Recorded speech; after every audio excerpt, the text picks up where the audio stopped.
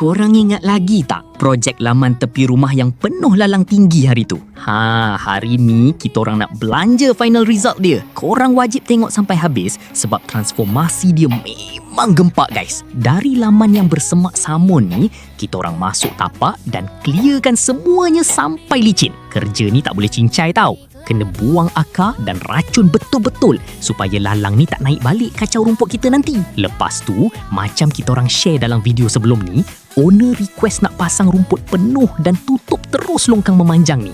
Kita orang tak timbus buta-buta je. Kita orang buat kerja pipe, pasang sistem saliran underground yang baru, ukur level air bagi cantik, barulah kita orang tutup. Ini sangat penting untuk elak masalah air bertakung atau banjir bila hujan lebat guys. Bila sistem saliran dah settle, barulah kita orang bentang weed mat anti rumput liar, masuk batu, tambak pasir dan compact bagi betul-betul padat dan rata. Kerja groundwork yang teliti macam inilah rahsia rumput bunny grass boleh tahan 7 hingga 10 tahun. Dan inilah hasilnya. Alhamdulillah.